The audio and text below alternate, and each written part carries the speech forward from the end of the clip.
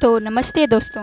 आज हम बात करने वाले हैं कामिका एकादशी व्रत कथा के बारे में और कामिका एकादशी व्रत के महत्व के बारे में। तो चलिए शुरू करते हैं कामिका एकादशी व्रत कथा। एक बार अर्जुन ने प्रभु श्री कृष्ण से पूछा कि हे प्रभु, मैंने आषाढ़ माह के शुक्ल पक्ष की देवशयनी एकादशी का सविस्तार वर्णन सुना। अब आप मुझे श्रावण माह के कृष्ण पक्ष की एकादशी की कथा सुनाने की कृपा करें। इस एकादशी का नाम क्या है? इसकी विधि क्या है? इसमें किस देवता की पूजा होती है? इसका उपवास करने से मनुष्य को किस फल की प्राप्ति होती है? भगवान श्री कृष्ण ने कहा, हे श्रेष्ठ धनुर्धर, मैं श्रावण माह की पवित्र एकादशी की कथा सुनाता हूँ।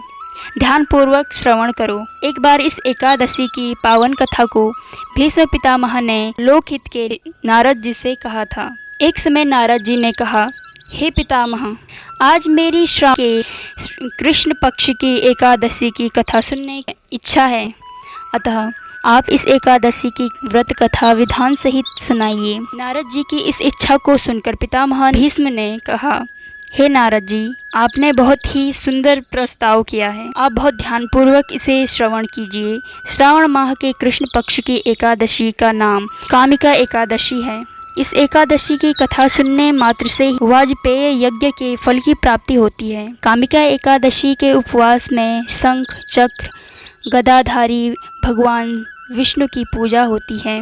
जो मनुष्य इस एकादशी को धूप दीप नैवेद्य आदि से भगवान विष्णु की पूजा करते हैं, उन्हें गंगा स्नान के फल से भी उत्तम फल की प्राप्ति होती है। सूर्य ग्रहण और चंद्र ग्रहण में केदारनाथ और कुरुक्षेत्र में स्नान करने से जिस पुण्य की प्राप्ति होती है, वह पुण्य कामिका एकादशी के दिन भगवान विष्णु की भक्ति पूर्वक पूजा करने से प्राप्त हो जाता है। भगवान विष्णु की श्रावण माह में भक्ति पूर्वक पूजा करने का फल समुद्र और वन सहित पृथ्वी दान करने के फल से भी ज्यादा होता है। व्यतिपात में गण की नदी में स्नान करने से जो फल प्राप्त होता है, वह फल भगवान की पूजा करने से मिल जाता है। संसार में भगवान की पूजा का फल सबसे ज्यादा है। अतः भक्ति पूर्वक भगवान की पूजा न बन सके तो श्रावण माह के कृष्ण पक्ष की कामिका एकादशी का उपवास करना चाहिए। आभूषणों से युक्त बछड़ा सहित गोदान करने से जो फल प्राप्त होता है, वह फल कामिका एकादशी के उपवास से मिल जाता है। जो उत्तम द्विज श्रावण माह के कृष्ण पक्ष की कामिका एकादशी का उपवास करते हैं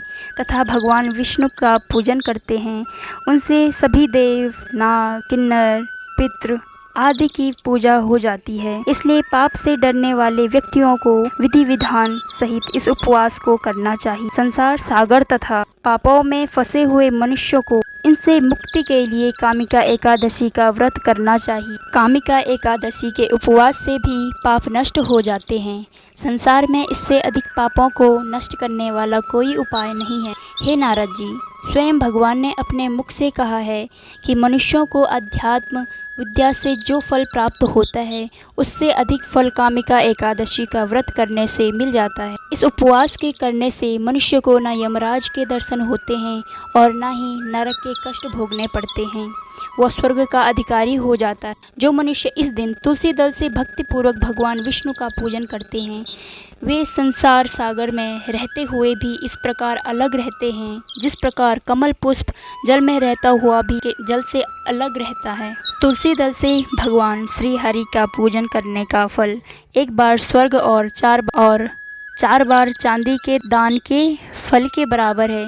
भगवान विष्णु रत्न मोती मणि आदि भूषणों की अपेक्षा तुलसी दल से अधिक प्रसन्न होते हैं। जो मनुष्य प्रभु का तुलसी दल से पूजन करते हैं, उनके सभी पाप नष्ट हो जाते हैं। हे नारद जी, मैं भगवान की अति प्रिय श्री तुलसी जी को प्रणाम करता हूँ। तुलसी जी के दर्शन मात्र से मनुष्य के सभी पाप नष्ट हो जाते हैं और शरीर के स्पर्श मात्र से मनुष्य पवित्र हो जाता है। तुलसी जी को जल से स्नान कराने से मनुष्य की सभी यम यातनाएं नष्ट हो जाती हैं।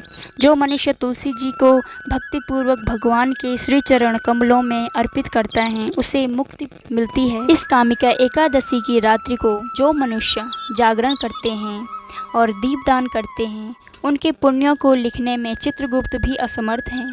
एकादशी के दिन जो मनुष्य भगवान के सामने दीपक जलाते हैं, उनके पितृ स्वर्ग लोक में अमृत का पान करते हैं। भगवान के सामने जो मनुष्य घी या तिल के तेल का दीपक जलाते हैं उनको सूर्य लोक में भी सहस्त्रों दीपकों का प्रकाश मिलता है।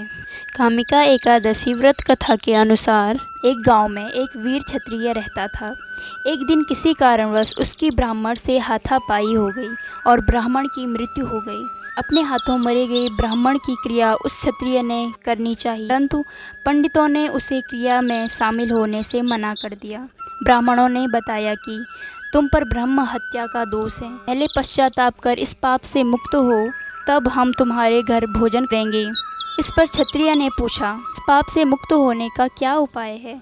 तब ब्राह्मणों ने बताया कि श्रावण माह के कृष्ण पक्ष की एकादशी को भक्ति भाव से भगवान श्रीधर का व्रत एवं पूजन कर ब्राह्मणों को भोजन करा के सदक्षिणा के साथ आशीर्वाद प्राप्त करने से इस पाप से मुक्ति मिलेगी। पंडितों के बताए हुए तरीके पर व्रत करने वाली रात में भगवान श्रीधर ने क्षत्रिय को दर्शन देकर कहा कि तुम्हें ब्रह्म हत्या के पाप से मुक्ति मिल गई है। इस व्रत के करने से ब्रह्म हत्या आदि के सभी पाप नष्ट हो जाते हैं और इहलोक में सुख भोग कर प्राणी अंत में विष्णु लोक को जाते हैं। इस कामिका एकादशी के महत्व के श्रवण व पाठन से मनुष्य स्वर्ग लोक को प्राप्त करते हैं। जय श्री हरि, जय श्री विष्णु, जय श्री कृष्ण।